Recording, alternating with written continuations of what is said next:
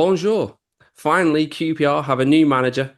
57 days it's been since Marti Cifuentes was placed on garden leave, but Julien Stéphan has been confirmed as the new head coach of Queen's Park Rangers. Dave and Brian have joined me to share their views on the news and where QPR go from here. This show is very much going to be about this appointment. We're going to do another summer catch-up show next week, going over everything else from the world of QPR once the fixtures are out and the team are back in training. But first, Julien Stéphan, then your reaction, Dave, to the appointment.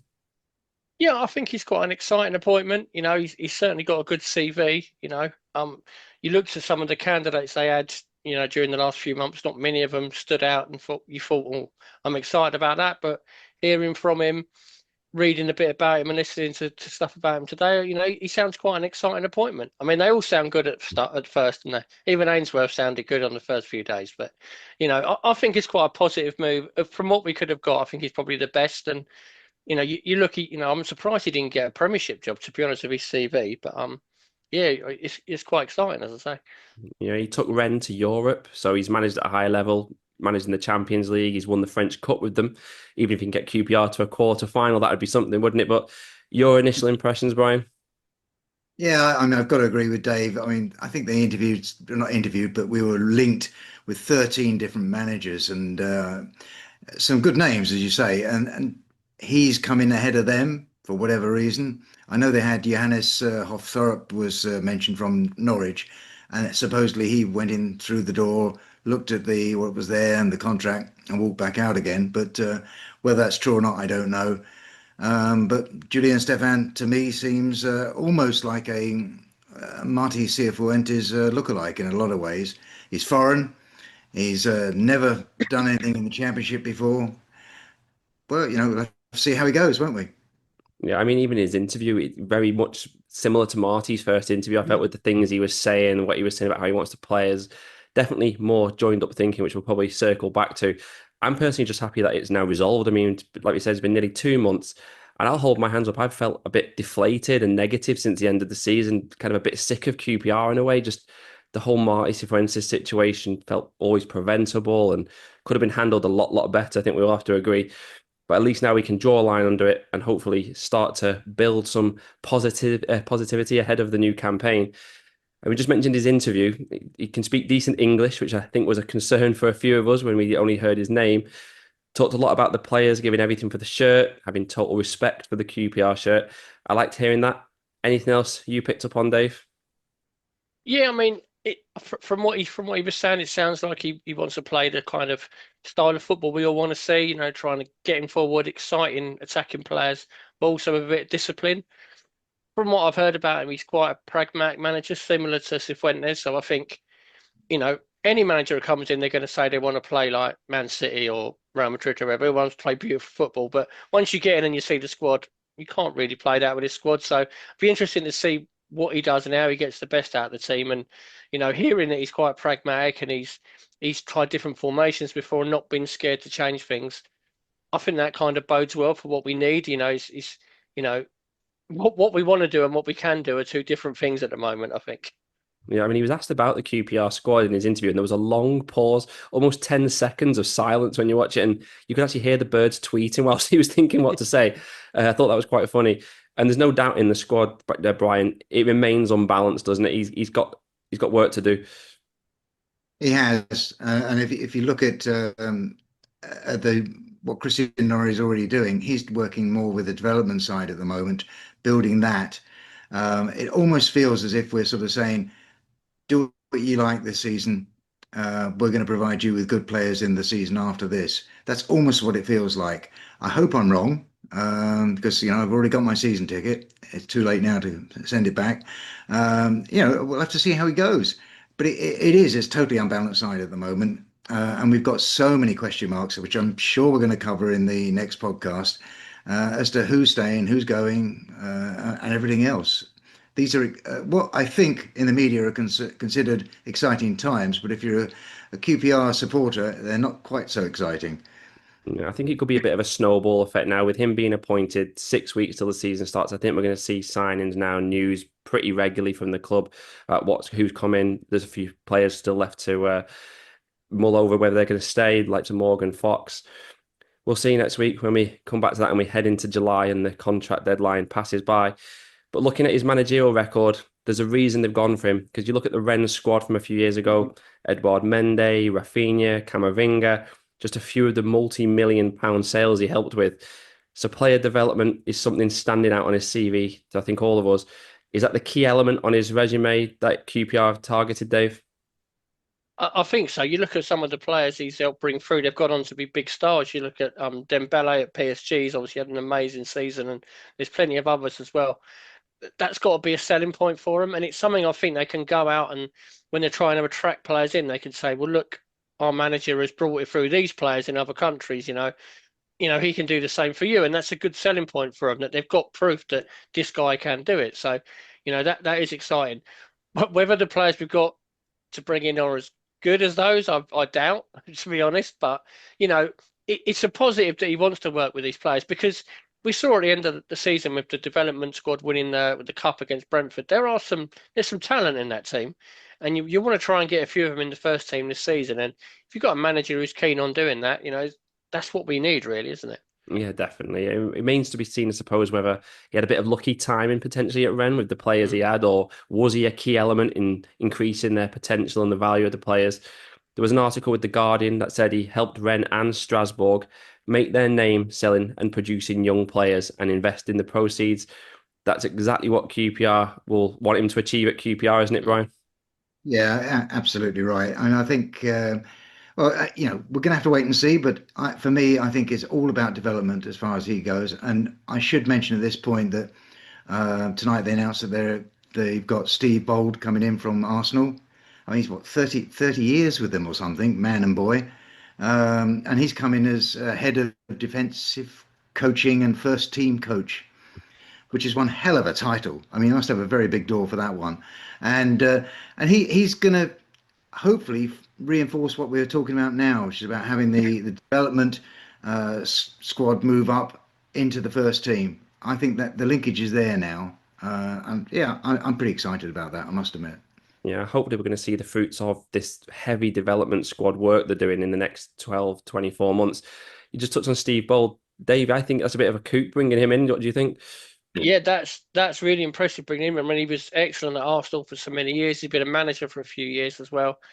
Yeah, I was surprised they got him. I saw he was linked this morning and thought, oh, nothing will come of that. But yeah, brilliant that they've got him. Really impressive. And Brian says they do like a long job title, don't they? So I'm not sure what the job title really means. But, as a player back in the day, he was a brilliant defender. It was quite a long time ago now. And he's got, a lot of experience as a coach. I think he can only help, really. From what they were saying, he's going to work with the defensive players, and they have got some talented defenders there at the minute, haven't they? Like Liam Morrison, and there's a few others as well, Gloxall. So there's something for him to work with, and maybe with the younger group as well. I think that's a really good move, a really exciting move. Yeah, definitely. I mean, he was Arsene Wenger's assistant manager for nearly a decade, so I think he's going to have a bit of authority around the place. If he says something, I think players are going to listen to him. So it can only be a positive. It sounds very good. That Guardian article I mentioned as well, that was from last November, talking about Julien Stéphan, said there was a lot of talk of him chopping and changing systems at will. That's a direct quote from the article. Would that be a positive for you, Brian, him changing things around and adapting what he plays? Yeah, that's quite funny, that one, because we've often said about Marti Cifuentes that he's got his one way of playing and that's that. And we could all change him. Use plan B, before it's too late in the game. But in fact, if you're chopping and changing as well, and your players have got no idea what you're doing now, that's no better either. So it's going to have to be they're going to have to work on this and say, well, we're going to do this today, or we're going to do that today, and we'll adapt accordingly. But yeah, he's going to have to tweak it very nicely, I think. It's a fine balance, isn't it, between the two? No, definitely. I mean, sometimes you've got to question whether, is a manager adapting to the opposition, or does he just not know what his own best team is? But I think Marti Cifuentes, he played the same formation, I think 99% of the games he was in charge. So having a manager who isn't afraid to change a system, maybe it could be a positive. One surprise though was, and you said this, Dave, when they first announced that Marti was going, and we said, who do you think it could be? You thought it would be someone who knew the league and knew the 3 game weeks in particular. Is it maybe a little bit of a surprise that they haven't gone down that route this time? I think they could probably say they have with that he's managed in Europe before, so he's done the midweek game. So they still had the 3 games weeks, but not in the Championship. So I think they can probably say they've done it with that. I looked at some of the, probably more established Championship managers that were available in the last month. I just think they're looking for a higher level than QPR. Your Gary O'Neills, your Liam Mannings, those sorts. They weren't going to come to us, so it did from quite quickly. It did look like they'd probably go abroad, and Christian Nourry's got a lot of contacts in France, so that did kind of look the most likely of all the ones linked to us. Yeah, I mean, there's nothing as relentless as the Championship, but you're right. He has managed Champions League teams, and that would have had heavy squad management to know who he's going to save for the midweek games and things like that. So I think one factor could be hopefully he doesn't get homesick because it's the first time he's been managing outside of France, and it's always a possibility someone doesn't settle. But hopefully he knows what he's signed up for. Obviously, he doesn't know the league, but Marti didn't. So we have to just hope it goes the same way and he does adapt quickly. Now, Marti Cifuentes, we've got to touch on him. The reign ended by mutual consent in the end after those last 2 months where he was sat in his garden pruning the roses. Where does Marti go from here, Brian? That's a very interesting question because I can see him wanting to carry on in the Championship or maybe even the Premiership. That's not going to happen, the Premiership now because of the way he's left. But the Championship, I still feel that there's an opportunity there for him. Where do you think he's going to move next, Dave? Yeah, I mean, if he is looking to stay in the Championship, let's be honest, he'll be jobs in October, November. There are every year. Someone will start badly and they'll need a new manager. So, I think there'll be opportunities over here. I'm glad they've kind of drawn a line under it now. For me, I don't know why they didn't just do this by mutual consent in May rather than this gardening leave stuff. It just dragged it out. It meant we had no chance of getting compensation for him. As soon as we put him on gardening leave, no one was coming in for him. That was gone then. Yeah, I just found it quite a sad way to end. And you saw like the statements they put out yesterday when he left. Just think, why don't you just do that from the start and shake hands and go your separate ways? You still would have had people going, "Why is he gone?" Or or you definitely should have got rid of him, whatever. But it just seemed a really messy way to do it, and I think it kind of overshadows what a good job he did. To be honest, over the 2 years, it's kind of been forgotten now. Yeah, I still feel quite sad about how it's ended with him. I don't think any of us saw this coming at the start of the year. The club has looked a little bit of a mess maybe for the last couple of months. I mean, I've had people to me say, "Oh, have you got a new manager yet?" Like laughing and stuff. And at least, like you say, it's resolved.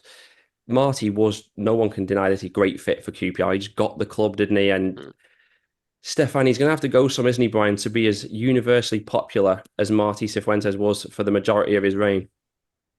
Yeah, I mean, QPR supporters are somewhat unique in the way they behave, but the singing that went on for Marty throughout the season, good or bad games, it was just amazing. It really was. Very, very touched, I think, by the supporters' affection for him. And it has ended, as you say, very, very, very badly, and for everyone involved. I mean, good God, there should be some sort of counselling service for the supporters, I feel. But yeah, we've got what we've got. We've now got another guy who hopefully is going to perform before we get to the October, November time that Dave's just already, just mentioned. That's when if we haven't won by then and things are getting bad, are we going to be in the same boat? Is he going to have the same major injury crisis for 2 seasons running that Marty had? We'll have to find out. Well, that's an interesting point because the one thing that's I've noticed when you look at his record is that when teams have started to struggle under him, he's not been able to turn the tide, and that was kind of like Marty's forte. He's been very good at doing that. Is that going to be a question mark? Because I mean, this is QPR we're talking about. We know a bad run is going to come. He's not got the track record of being able to arrest the slide. Dave, is there a concern there? Yeah, I mean there will be. With QPR, they tend to have a bad run at some point in the season. We're not going to be one of the favourites to go up. The likelihood would be around mid-table again. So yeah, there will be definitely question marks around him. But all he can do, is come in. If he needs to, you want as an manager to come and get results early. You don't want to have like a slow start and then you get a lot of questions and like, oh, should we have got rid of Cifuentes and this sort of stuff. Get a couple of wins in that first few months. Couple of exciting signings, and I think everyone will get behind him once the season starts. It's not his fault what's happened with Cifuentes. It's nothing. That's absolutely nothing to do with him. I think he should come in with a clean slate, and hopefully he does well. Yeah, I think the fans are going to give him time.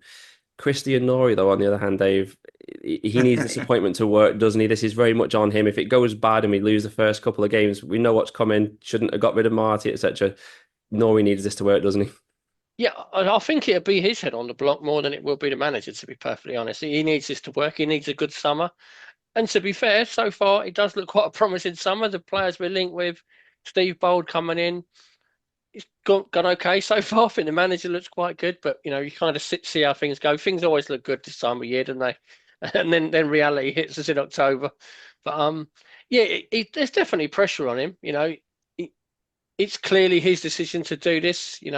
They obviously fell out. We will never know the full reasons why, but there was clearly a falling out there.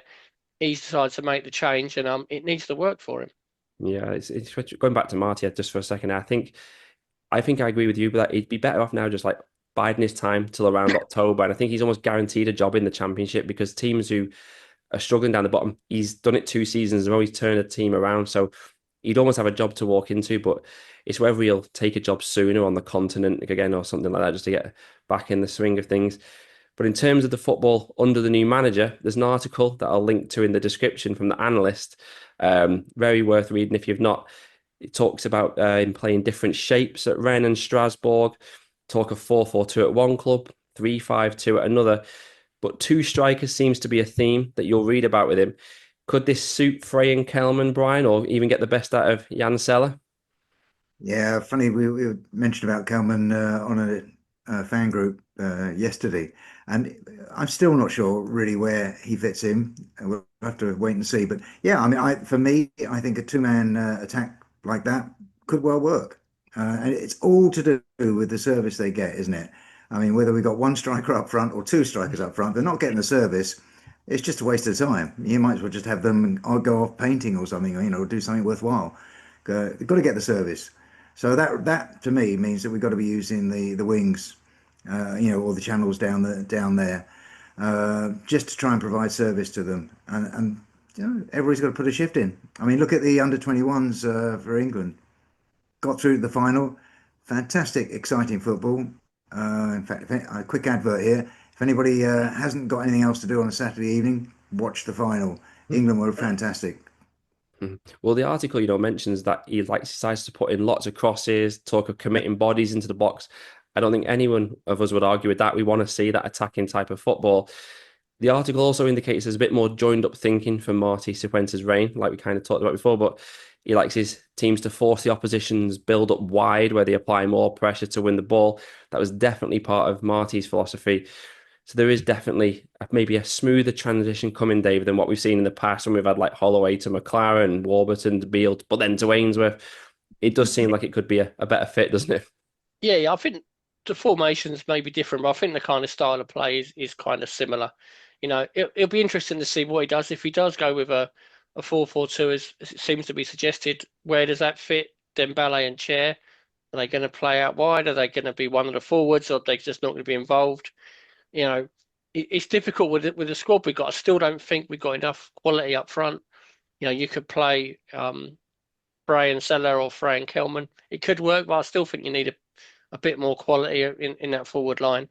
You could say that for every team in the division, to be honest, but they still need that to add some more goals. So I would imagine during pre-season you'll see quite a lot of different formations and a lot of different things tried out, and he'll settle on something closer to the start of the season. So what's being said now, I think is a kind of a guide to what he might do. But with any manager, like when Cifuentes come in, he talked a lot about playing out from the back and wanting to play this Spanish style, and then within a couple of weeks, Jimmy Dunn was right back and we were launching long balls to him.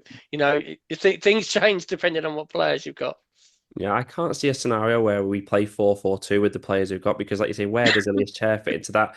It might suit Varane and Field in the middle, but then there's just a big hole before you've got the two strikers. Our wingers are quite diminutive, to say the least. Can you see it being 4-4-2, Brian? No, I mean, I agree with you on this. This is what I was saying about the service. If you've got very short guys trying to get long balls up, for example, you're never going to get anywhere against good, solid championship defenders. It's not going to happen.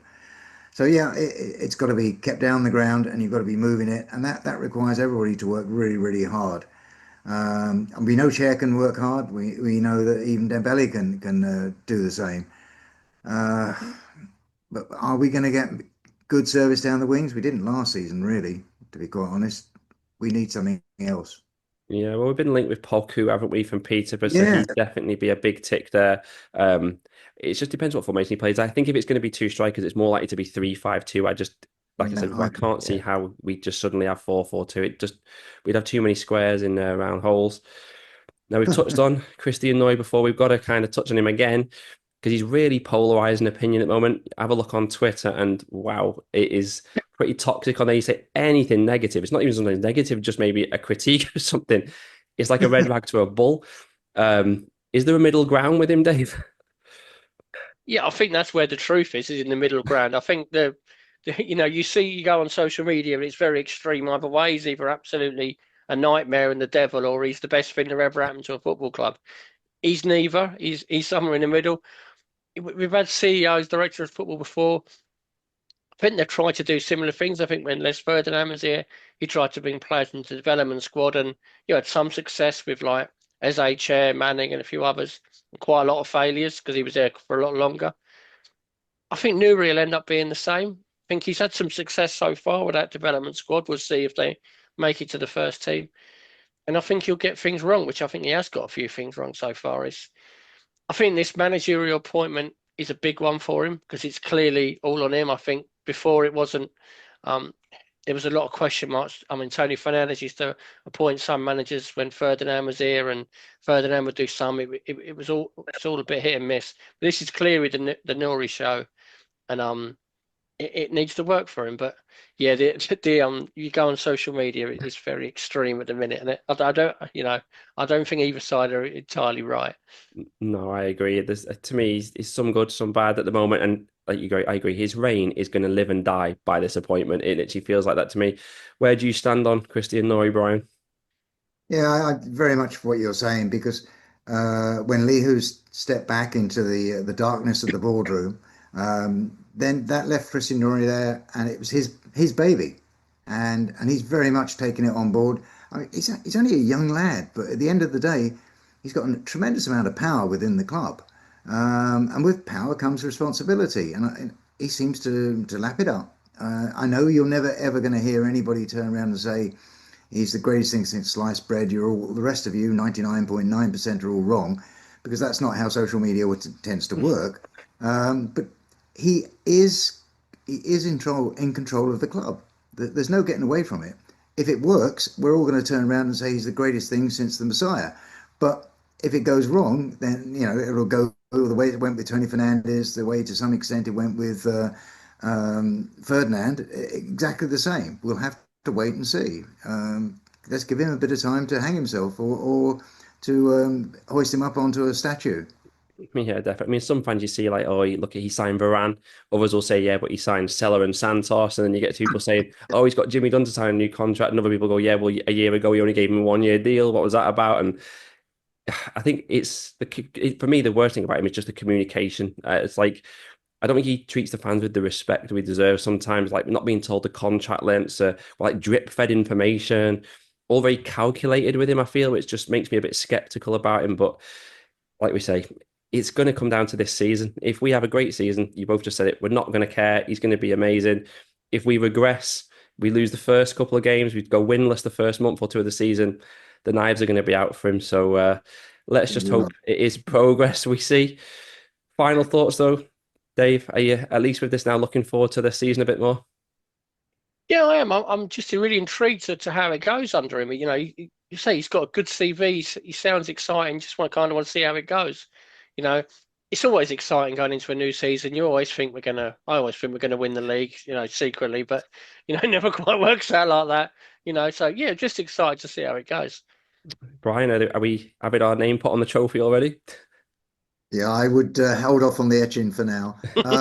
But I've got to say that we're talking here about a really, really, we say this almost every year, but it really is important this time. That the preseason, it's so important. We've got a brand new manager in. We've got a squad that is still being sieved through, and then they're going to be making changes.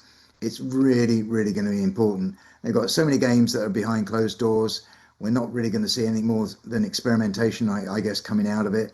But towards the end, we're playing Brentford for is it the last game, I think, of the series. That's where we're going to see what's really happening. And presumably we'll see the 3-5-2 or whatever, or 4-4-2 if it is. Let's see what happens. I suppose am I excited? No. Optimistic? No, not really. But I'm really looking forward to seeing what happens.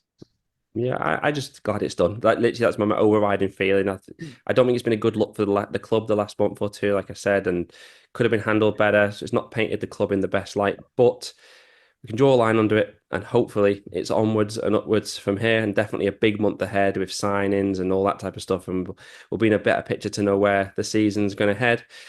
That's it for this show. Like I mentioned at the start, we'll be back soon going over all the other QPR news, including Jimmy Dunn's new contract, who else is coming and going. But until then, let us know your thoughts on the new gaffer in the comments. Thank you for watching, and come on, you R's.